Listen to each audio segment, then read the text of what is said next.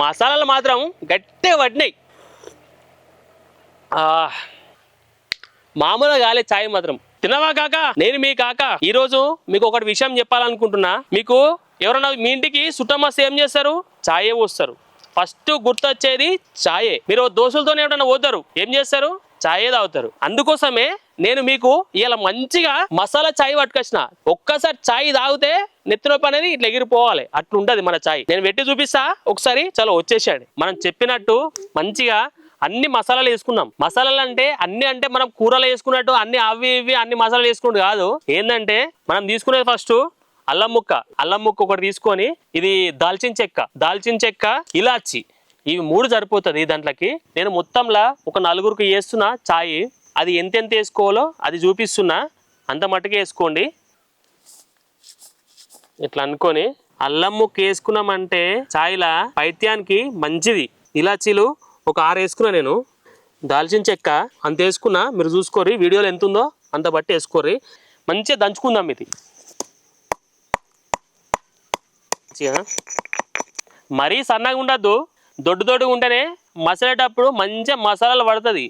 ఇంత పూర్తుంటే చాలు. కట్టెలు వేసుకొని ఎదురుకొచ్చిన చిన్న కట్టెలు. ఈ చిన్న కట్టెలు దొరకాయి.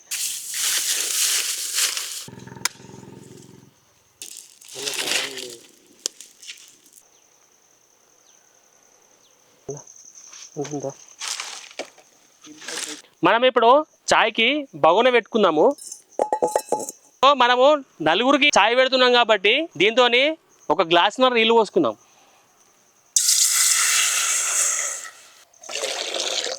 ఇది ఏంటంటే ఇప్పుడు ఇట్లా మసిలిందంటే ఒక 2.5 చెంచాల చాయ్ పత్తి వేసుకుందాం.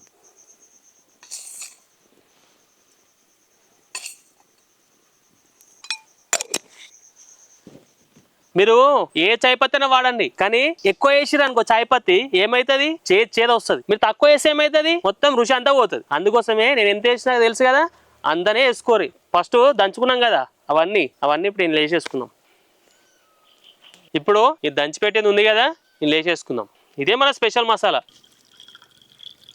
ఇట్లా మంచిగా ఇట్లా కలుపుకోర్రి. కలిపితేనే టేస్ట్. మీరు ఏమన్నా చాయ్ దుకాణాల్లో చూస్తారు, ఎందుకు కలుపుతారు అనుకున్నావు? అది కలిపితేనే నిజంగా అది టేస్టే దాంతో వస్తుంది. ఇట్లా మరగంగానే ఇప్పుడు పాలు పోసుకుందాం. నేను 1.5 నీళ్ళు పోసిన, అందుకోసమే 1.5 గ్లాసాడు పాలు పోసుకుంటున్నా. ఇవి చిక్కటి పాలు, అందుకోసమే నేను ఇట్లా పోసుకుంటున్నా. మనము చాయ్ పెట్టినామంటే పెడతాము, కానీ మరగబెట్టుడు ఎక్కువ మరగబెడతాము.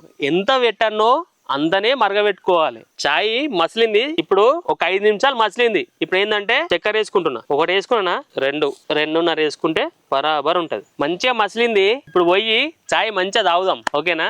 చాయ్ తాగితే మొత్తం మైండ్ రిలీఫ్ అయిపోతుంది. అట్లా ఉంటుంది. చలో నడు. మసాలా మంచిగా ఉన్నదని అట్లనే పోసుకుని తాగారు.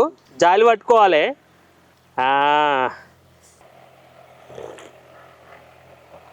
బాబ్బా మసాలాలు మాత్రం గట్టిగా పడినాయి.